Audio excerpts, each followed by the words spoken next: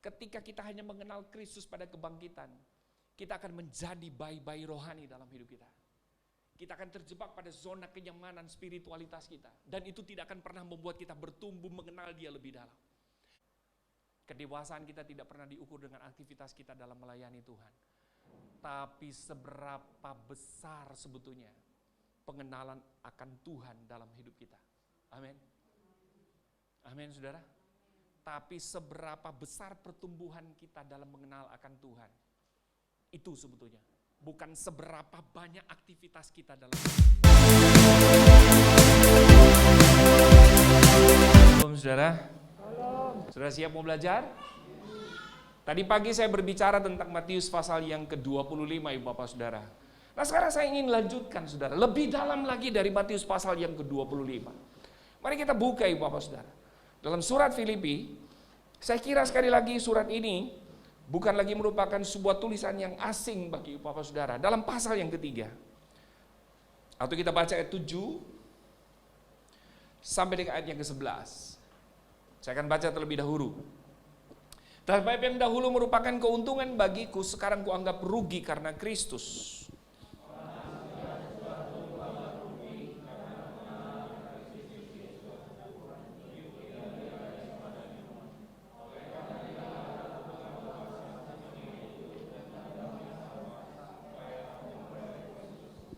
Dan berada dalam Dia bukan dengan kebenaranku sendiri, karena mentaati hukum Taurat, melainkan dengan kebenaran karena kepercayaan kepada Kristus, yaitu kebenaran yang Allah anugerahkan berdasarkan kepercayaan.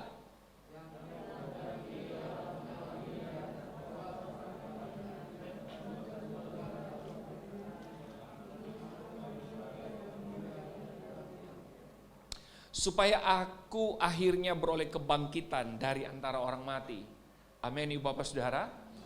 Jadi ini merupakan sebuah tulisan sebetulnya yang ditulis oleh Rasul Paulus, Ibu Bapak Saudara. Dia kirimkan kepada jemaat Filipi. Dan kita tahu sama-sama bahwa jemaat Filipi ini merupakan jemaat yang dia bangun dengan tangannya sendiri, Ibu Bapak Saudara. Dia memberitakan Injil di sana, lalu kemudian ada beberapa orang yang bertobat dan kemudian memberi hidup mereka kepada Kristus. Nah, Ibu Bapak Saudara, pada waktu Paulus menulis ini dan dia kirimkan kepada jemaat di Filipi, ada 3 persoalan besar sebetulnya yang diperhadapkan kepada jemaat di Filipi. Dan itu menjadi concern, menjadi fokus, menjadi perhatian khusus Paulus, Ibu Bapak Saudara.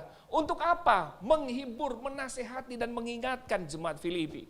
Yang pertama, Ibu Bapak Saudara, kalau saudara pulang lalu lihat, atau mari kita lihat saja. Filipi pasal 1, coba perhatikan di ayat-ayat yang terakhir, Ibu Bapak Saudara. Ayat yang ke-27. Sampai dengan ayatnya yang ke-28. Hanya hendaklah hidupmu berpadanan dengan Injil Kristus, supaya apabila aku datang, aku melihat, dan apabila aku tidak datang, aku mendengar. Bahwa kamu teguh berdiri dalam satu roh, dan sehati sejiwa berjuang untuk iman yang timbul dari berita Injil. Dengan tiada digentarkan sedikit pun oleh lawanmu, Ibu Bapak Saudara. Persoalan pertama yang diperhadapkan kepada jemaat di Filipi adalah mereka mengalami penderitaan secara fisik. Mereka mengalami penganiayaan habis-habisan, Ibu Bapak Saudara. Mereka ditekan sedemikian rupa sehingga secara psikologi mereka ada mengalami ketakutan, ada mengalami kegentaran dan kekhawatiran, Ibu Bapak Saudara. Tapi ini yang luar biasa. Paulus bukan seorang motivator. Paulus juga bukan seorang pembicara untuk membuat mereka termotivasi atau apapun, Saudara. Paulus tahu penderitaan itu tidak menyenangkan, Ibu Bapak Saudara. Kematian itu tidak menyenangkan. Tapi kalau saudara perhatikan ayat yang ke-27, ini yang luar biasa. Dalam situasi yang menderita, Paulus berkata apa? Hendaklah hidupmu, apa saudara? Berpadanan dengan Injil Kristus. Padahal saudara tahu, yang membuat mereka menderita itu adalah Injil. Yang membuat mereka sengsara itu adalah Injil, Ibu Bapak Saudara. Kecenderungan ketika kita mengalami persoalan, bukankah kita menjauhi, bukankah kita memasang jarak terhadap sesuatu yang mengakibatkan kita menderita? Tapi apa Paulus katakan? Tetap berpadanan dengan Injil. Yang kedua, Ibu Bapak Saudara, kalau saudara perhatikan pasal yang kedua itu, mulai dari ayatnya yang kedua sampai dengan ayatnya yang keempat. Alkitab berkata begini, karena itu sempurnakanlah sukacitaku dengan ini, Hendaklah kamu sehati sepikir, dalam satu kasih, satu jiwa, satu tujuan, dengan tidak mencari kepentingan sendiri atau puji-pujian yang sia-sia. Sebaliknya hendaklah dengan rendah hati, yang seorang menganggap yang lain lebih utama daripada dirinya sendiri. Dan janganlah tiap-tiap orang hanya memperhatikan kepentingannya sendiri, tetapi kepentingan orang lain juga. Dan kalau saudara perhatikan ayat yang kelima dan seterusnya. Tulisan ini mau mengatakan bahwa selain mereka mengalami tekanan, penderitaan, ketakutan, dan kekhawatiran, rupa-rupanya ibu bapak saudara, dalam komunitas jemaat di Filipi, ada orang yang terlibat dalam pelayanan, saudara, bukan merupakan sebuah pelayanan yang dianggap dilakukan secara bersama-sama. Tetapi ketika dia melayani, kata Paulus, ada orang justru menonjolkan diri untuk kepentingan dirinya sendiri. Bukan untuk kemuliaan nama Tuhan, tetapi mencari puji-pujian dalam sebuah pelayanan. Tidak memiliki satu kesatuan tujuan di dalamnya. Masing-masing berjalan sesuai dengan keinginan mereka sendiri. Bahkan ada yang menganggap saya lebih penting dari kamu. Kamu itu tidak penting dalam pelayanan ini. Jadi jemaat Kristen di Filipi sebetulnya memang sedang mengalami sebetulnya persoalan yang begitu dalam, ibu bapak saudara.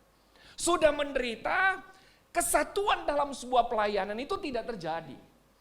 Dan persoalan yang ketiga, di pasal 3 tadi yang kita baca. Mari kita perhatikan ibu bapak saudara, ayat 1b sampai di ayat yang kedua. Ayat 1b sampai dengan ayat yang kedua. Menuliskan hal ini lagi kepadamu tidaklah berat bagiku, dan memberi kepastian kepadamu. Ayat yang kedua, mari kita baca sama-sama. 3, 4. Hati-hati terhadap anjing-anjing. Hati-hatilah terhadap pekerja-pekerja yang jahat. Hati-hatilah terhadap penyunat-penyunat yang palsu. Ternyata ibu bapak saudara, ada juga yang menjadi sebuah persoalan di Filipi. Apa itu? Masuknya pengajaran-pengajaran yang tidak sesuai dengan Paulus ajarkan. Ada pengajaran-pengajaran yang kontra dengan Injil Kristus. Apa yang mereka ajarkan? Perhatikan ayat yang kedua di penekanan yang terakhir, kata hati-hati. Perhatikan. Hati-hatilah terhadap penyunat-penyunat yang palsu. Jadi yang ditonjolkan oleh pengajar-pengajar sesat ini merupakan sebuah pengajaran orang Yahudi sebetulnya. Pengajaran Taurat. Di mana mereka melihat bahwa keselamatan di dalam Yesus yang diajarkan oleh Paulus belum sempurna. Jadi semacam ada sebuah pengajaran bahwa kasih karunia belum lengkap. Supaya kasih karunia lengkap, maka kamu perlu berbuat sesuatu. Supaya apa yang kamu buat dan kamu lakukan itu melengkapi keselamatan yang Tuhan beri dalam diri kita. Nah sekarang pertanyaannya adalah, apa respon Paulus terhadap pengajaran ini? Mari kita perhatikan. Yang keempat, sekalipun aku juga ada alasan untuk menaruh percaya pada hal-hal lahiriah.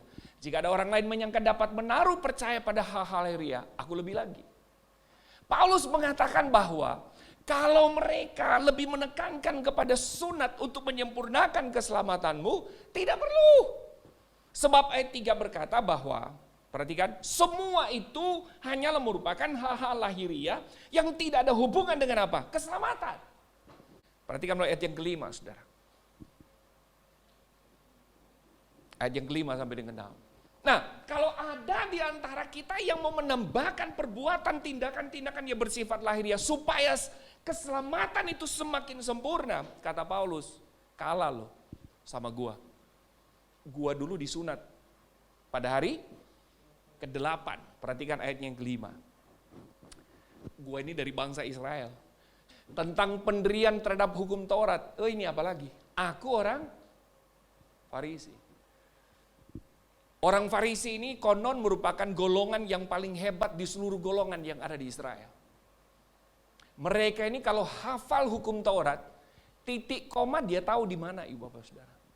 Tanda serunya di mana, tanda bacanya di mana. Dia hafal seluruh itu, ibu bapak saudara.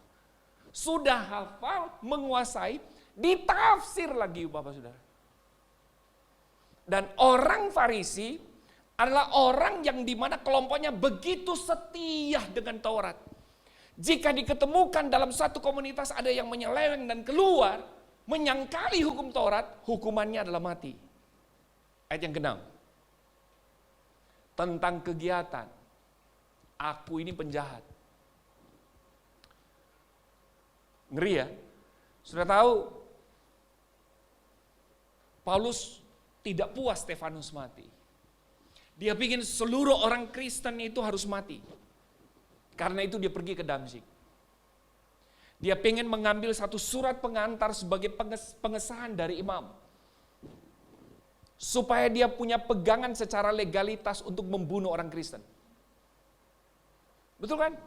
Di tengah perjalanan ibu bapak saudara. Belum sampai ketemu imam. Dia ketemu dengan Tuhan Yesus. Luar biasa gak ini? Amin. Waktu ketemu dengan Tuhan Yesus, saudara, Tuhan menampakkan diri dan berseru kepada dia, Saulus, Saulus, Saulus. Lalu Paulus bertanya, siapakah engkau Tuhan? Akulah Yesus yang engkau aniaya. Padahal yang dianiaya itu siapa? Pada waktu itu yang dianiaya siapa? Gereja, kekristenan. Dengan demikian saya mau katakan begini, kalau ada orang masuk dan kemudian menekankan yang namanya Taurat, menekankan hal-hal yang bersifat lahiriah, Paulus cuma ngomong satu, saya itu lebih dari kamu, sebab dulu sebelum aku mengenal Kristus, saya ini lebih hebat dari kamu, tetapi justru apa yang saya lakukan itu ternyata tidak membuat saya selamat. Saya tidak mengenal kebenaran yang sesungguhnya, membuat saya jauh dari Tuhan. Jadi dengan demikian apa yang perlu dibanggakan? Paulus cuma mau ngomong, tidak ada yang perlu kamu banggakan dengan itu. Tetapi tahu nggak, kadangkala saya perhatikan beberapa orang Kristen, mengaku Kristen menerima kasih karunia, tapi perilaku-perilaku dalam kehidupan mereka justru mencirikan apa yang terjadi yang ditulis oleh Paulus ini. Tahu kasih karunia sudah diselamatkan. Tetapi terkadang ibu bapak saudara, apa yang dia buat, apa yang dia lakukan, seakan-akan menunjukkan bahwa keselamatan yang dia terima ini belum sempurna. Seharusnya orang yang sudah di dalam Tuhan itu sadar penuh ibu bapak saudara. Bahwa keselamatan yang kita peroleh ini bukan karena perbuatan kita. Bukan karena kebaikan kita, bukan karena kita kudus dan bukan karena kita taat pada ritualisasi agama, bukan kita orang suci. Saya selalu berkata, kalau saudara orang paling suci, orang paling kudus, taat pada ritualisasi agama, seharusnya Kristus tidak perlu mati di atas kayu salib. Tetapi justru Bapak Saudara, Kristus mati karena tidak ada satupun kebaikan dalam hidup kita. Ayat yang ke-7. Sampai ayatnya yang ke-8. Saya rindu kita baca bersama-sama ayat ini. 1, 2, 3.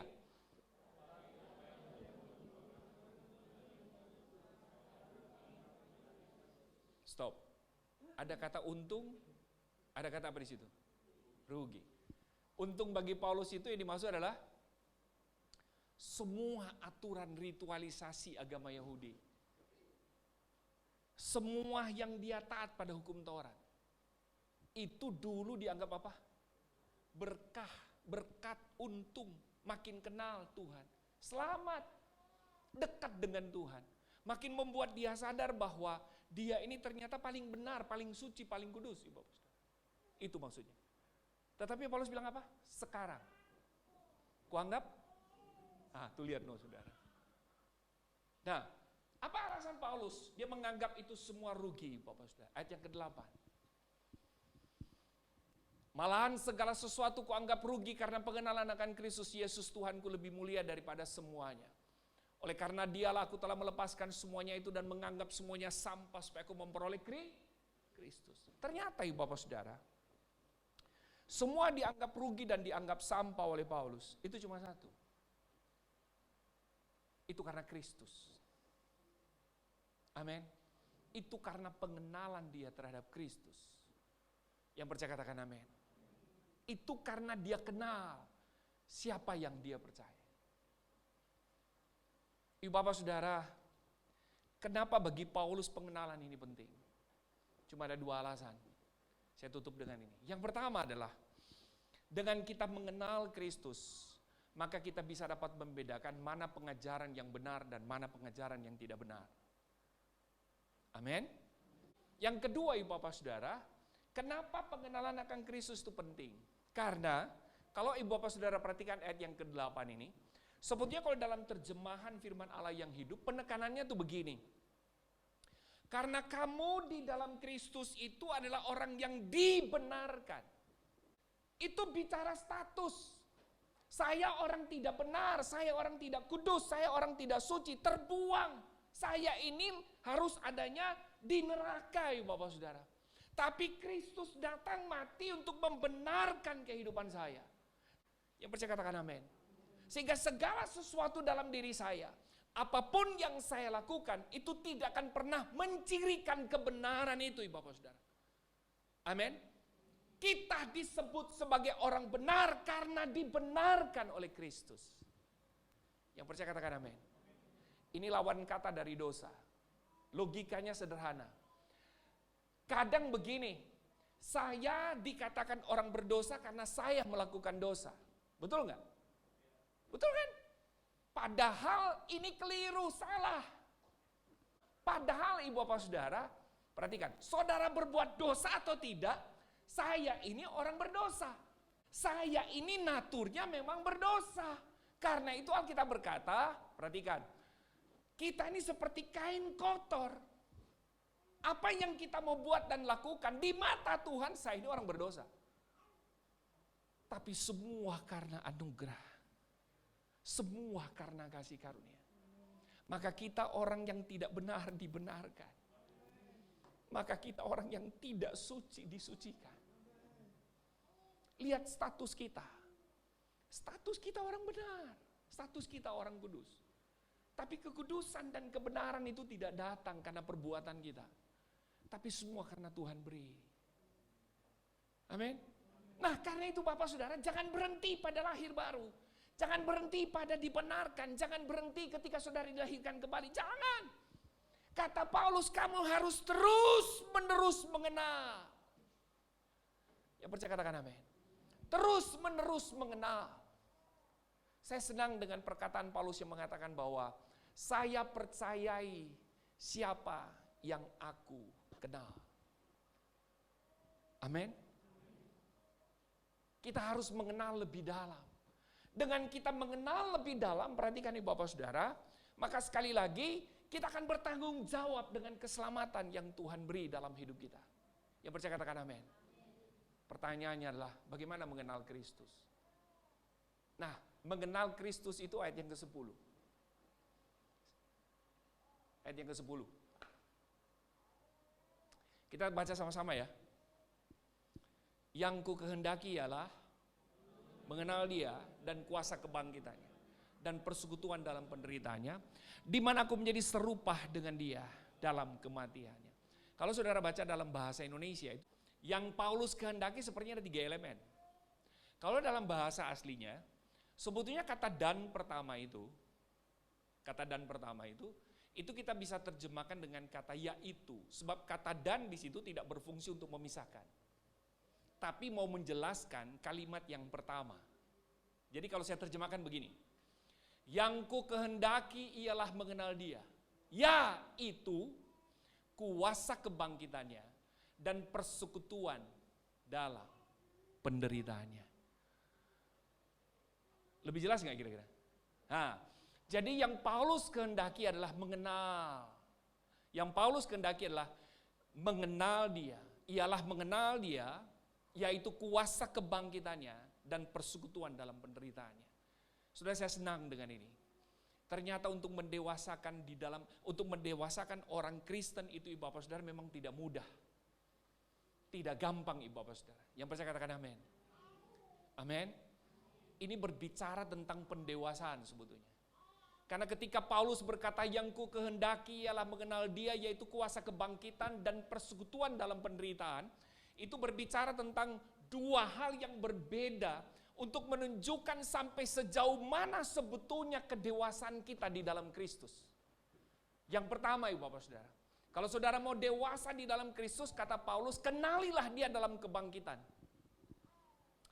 Kalau saudara baca 1 Korintus pasal yang ke-15, di sana ada 3 hal yang Paulus tekankan. Kalau Kristus tidak dibangkitkan, maka sia-sialah pemberitaan kita. Betul? Yang kedua, kalau Kristus tidak dibangkitkan, maka kita orang yang paling malang di dalam dunia. Betul? Yang ketiga, Ibu Bapak Saudara, kalau Kristus tidak dibangkitkan, maka dosa maut tetap berkuasa dalam diri kita. Karena itu Paulus berkata, hal yang paling terakhir yang Kristus kalahkan adalah maut. Maut hanya bisa dapat dikalahkan dalam kebangkitan. Karena itu Ibu Bapak Saudara, kebangkitan itu berbicara apa? Kemenangan. Yang banyak mengalami apa? Mujizat. Yang mengalami jalan keluar. Hal-hal yang mulia yang datang dari Tuhan. Saudara sakit. Saudara berpuasa, saudara doa sungguh-sungguh. Dan Tuhan yang penuh dengan kuasa kebangkitan itu menyembuhkan kita. Maka dia disebut sebagai apa? Jehovah Rafa. Engkau Tuhan, penyembuhku. Amin. Maka saudara kenal dia sebagai penyembuh. Ketika saudara dalam persoalan, saudara berdoa kepada Tuhan, maka Tuhan membuka jalan dalam kehidupan saudara. Maka saudara memanggil dia apa? Tuhan penerobos. Tapi ini yang Paulus katakan.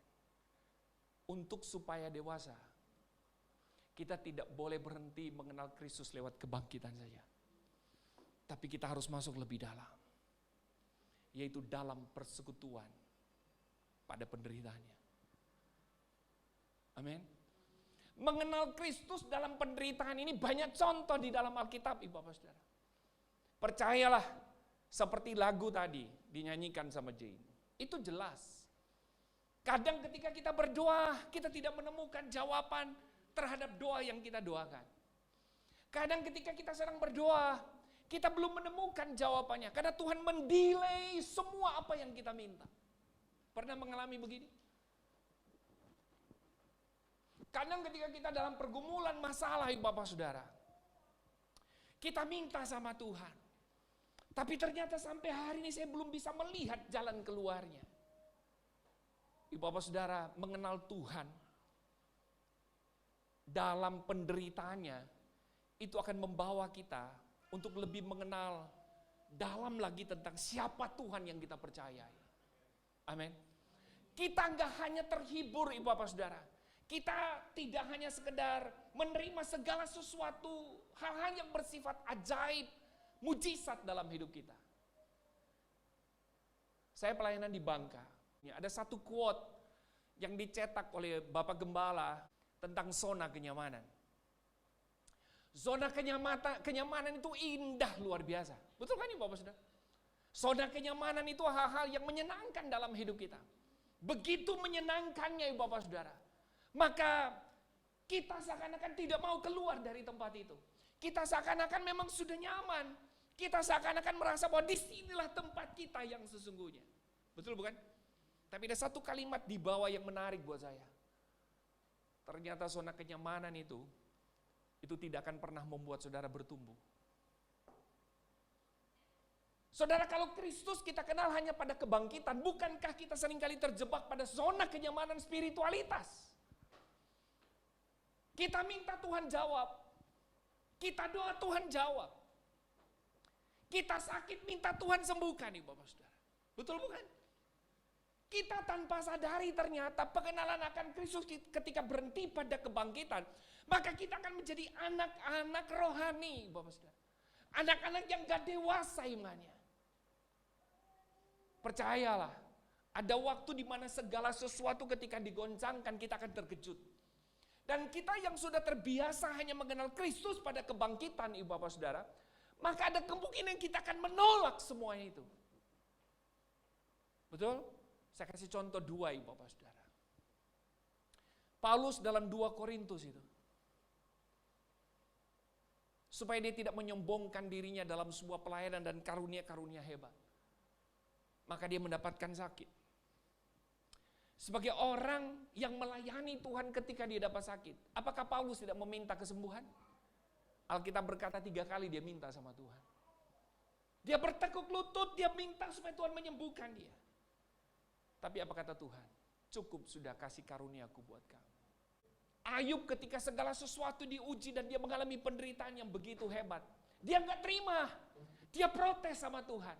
Dia minta alasan kenapa semuanya terjadi. Tapi tahu nggak? Tuhan selalu kemudian, Alkitab selalu mencatat begini ketika menjawab apa yang menjadi pertanyaan Ayub. Alkitab selalu berkata ini, maka Tuhan berfirman kepada Ayub dari dalam badai. Dari dalam badai maka Tuhan berfirman kepada Ayub. Dari dalam badai maka Tuhan berfirman kepada Ayub. Ada 2 ayat yang ditulis di situ. Amin. Poin saya apa, Ibu Bapak Saudara? Poin saya begini. Terkadang, Ibu Bapak Saudara, sekali lagi, ketika kita hanya mengenal Kristus pada kebangkitan, kita akan menjadi bayi-bayi rohani dalam hidup kita. Kita akan terjebak pada zona kenyamanan spiritualitas kita. Dan itu tidak akan pernah membuat kita bertumbuh mengenal Dia lebih dalam. Karena kita sudah nyaman dengan meminta. Amin. Tetapi tahu nggak Ibu Bapak Saudara?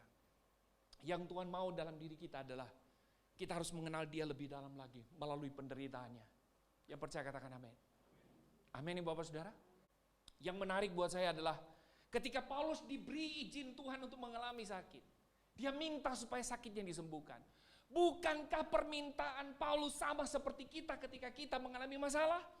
Ketika kita mengalami masalah, bukankah selalu ada kecenderungan kita minta sama Tuhan, Tuhan tolong beri jawaban, Tuhan tolong sembuhkan saya, Tuhan tolong ubah situasi dan kondisi di sekitar kita. Betul bukan? Tapi tahu nggak? Hebatnya Tuhan ketika mendidik Paulus. Paulus nggak menyadari. Justru yang membuat Paulus sadar sepenuhnya bahwa dia ini hanyalah hamba. Dia ini hanyalah pelayan Tuhan. Hanya oleh karena kasih karunia. Perhatikan Ibu Bapak Saudara. Itu Tuhan ubah cara berpikir Paulus, Ibu Bapak Saudara. Amin.